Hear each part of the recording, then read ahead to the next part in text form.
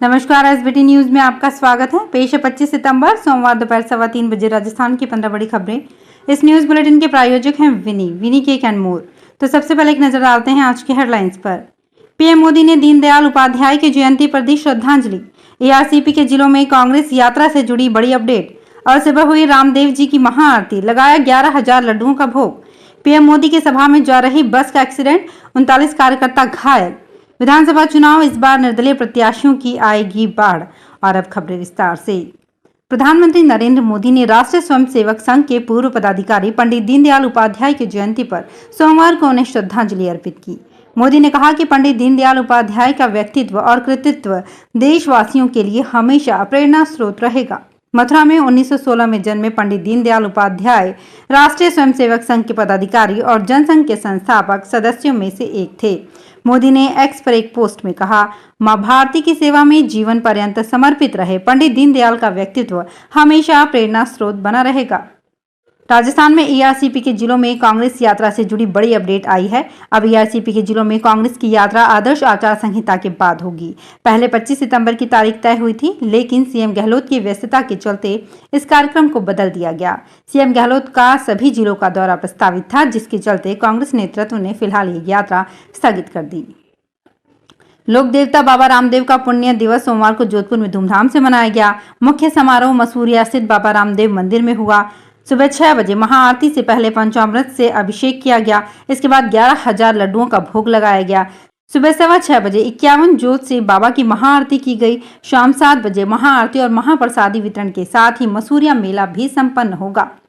प्रधानमंत्री नरेंद्र मोदी आज भोपाल के जम्बूरी मैदान में होने वाले भाजपा कार्यकर्ता महाकुंभ को संबोधित करेंगे। इस बीच खरगोन जिले से बीजेपी कार्यकर्ताओं की एक बस हादसे की शिकार हो गई। सभी घायल कार्यकर्ता महाकुंभ में शिरकत करने के लिए भोपाल आ रहे थे। बताया जा रहा है कि इस एक्सीडेंट में 39 कार्यकर्ता घायल हो गए। सभी घायलों को जिला अस्पताल में भर्ती कराया गया है। हादसा रविवार रात उस समय हुआ जब भाजपा कार्यकर्ताओं से भरी एक बस कसरावद थाना क्षेत्र के सावदा के पास एक ट्रक से टकरा गई। ये लोग भोपाल में होने वाली प्रधानमंत्री मोदी की रैली में शामिल होने जा रहे थे। राजस्थान में विधानसभा चुनाव की रणभेरी बज चुकी है। पूर्व केंद्रीय मंत्री और विधानसभा अध्यक्ष रह चुके भाजपा के दिग्गज नेता ने निर्दलीय चुनाव लड़ने का ऐलान करके भाजपा को सकते में डाल दिया है। सरकार में निर्दलीय और बसपा विधायकों का समर्थन लेने के बाद कांग्रेस भी ऐसे विधायकों को टिकट देने के दबाव में है। पिछले चुनाव में कांग्रेस भाजपा में कई दिग्गज नेताओं को टिकट नहीं मिले थे और उन्होंने निर्दलीय उम्मीदवार के रूप में ताल ठोकी थी। पिछले चुनाव में निर्दलीय मैदान में उतरकर 15,000 से अधिक मत लेने वाले अनेक प्रत्याशी कांग्रेस और भाजपा के संपर्क में हैं। ऐसे में निर्दलीय प्रत्याशियों की संख्या बढ़ सकती है।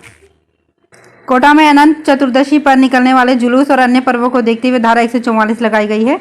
जिला मजिस्ट्रेट एवं जिला कलेक्टर ओपी बुनकर की ओर से जारी किए गए आदेश के तहत 26 सितंबर की रात्रि 12 बजे से 25 अक्टूबर की प्रातः 6 बजे तक के लिए धारा 144 के अंतर्गत निषेधाज्ञा आदेश लागू किए गए हैं।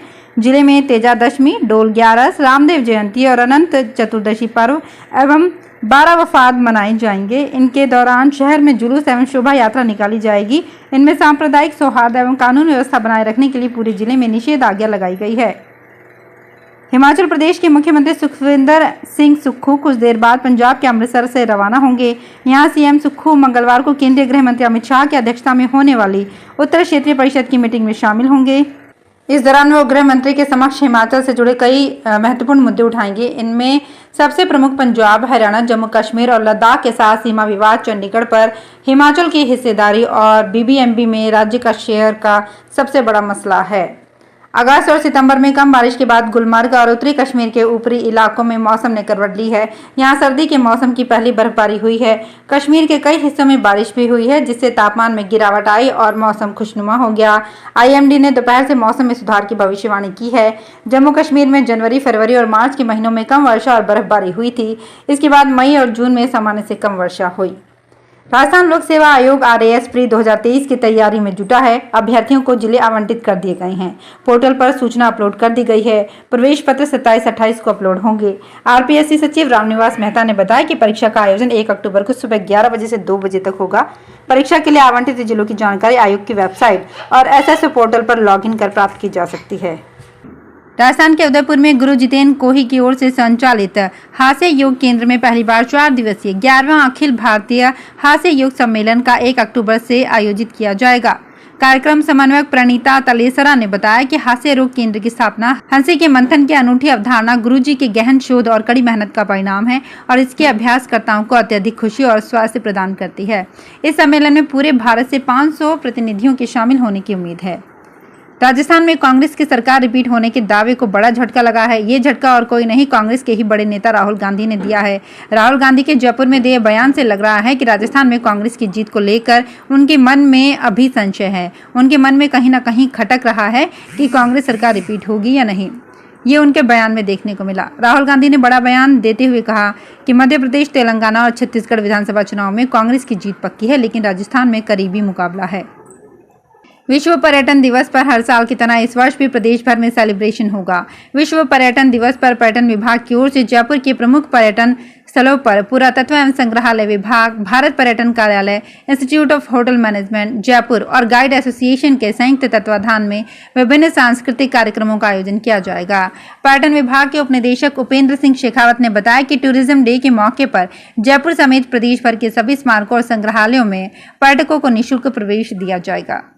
राजस्थान में मानसून एक्टिव है। बारिश होने की वजह से लोगों को गर्मी से राहत मिली है। इसी बीच मौसम विभाग ने नया अलर्ट जारी किया है। मौसम विभाग ने नागौर, सीकर, झुंझुनू, दौसा, सवाई माधोपुर के कई इलाकों में बादल गरजने के साथ हल्की से मध्यम बारिश की चेतावनी दी है।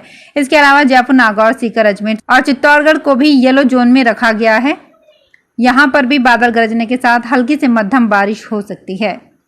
राजस्थान में सत्ता के महासंग्राम में कुर्सी के लिए राजनीतिक दल यात्राओं का सहारा ले रहे हैं। बीजेपी और कांग्रेस के बाद अब राष्ट्रीय लोकतांत्रिक पार्टी प्रदेश में सत्ता संकल्प व्यवस्था परिवर्तन यात्रा निकालने जा रही है। सालासर बालाजी मंदिर में विधिवत पूजा अर्चना के बाद 28 सितंबर को सालासर से इस यात्रा की शुरुआत होगी। आरएलपी सुप्रीमो और सांसद हनुमान बेनीवाल ने रविवार को अपने सरकारी आवास पर पत्रकार वार्ता में इसकी घोषणा की। राजस्थान को विकसित राज्य बनाने के लिए शुरू किए गए मिशन 2030 अभियान को लेकर मुख्यमंत्री अशोक गहलोत अब मिशन 2030 यात्रा पर निकल रहे हैं। 27 सितंबर से शुरू होने वाली इस यात्रा का आगाज जयपुर से होगा। यात्रा के आगाज से पहले सीएम गहलोत बिरला सभागार में एक राज्य स्तरीय कार्यक्रम में लोगों से संवाद करेंगे। यात्रा 9 दिन तक चलेगी, जिसमें मुख्यमंत्री अशोक गहलोत 3160 किलोमीटर की यात्रा करेंगे। ये यात्रा जयपुर, सीकर, चूरू, नागौर, हनुमानगढ़, श्रीगंगानगर, बीकानेर, जैसलमेर, बाड़मेर, जोधपुर, पाली, सिरोही, जालौर, राजसमंद, उदयपुर, डूंगरपुर, बांसवाड़ा और चित्तौड़गढ़ होते हुए जैसलमेर में पहुंचकर संपन्न होगी। तो फिलहाल इस बुलेटिन में इतना ही। फिर हाजिर होंगे कुछ और बड़ी खबरों के साथ। अगर आप भी अपने आसपास की छोटी बड़ी और महत्वपूर्ण खबरों से अपडेट रहना चाहते हैं तो सब्सक्राइब कीजिए हमारे चैनल एसपीटी न्यूज को और प्रेस कीजिए बेल आइकन पर।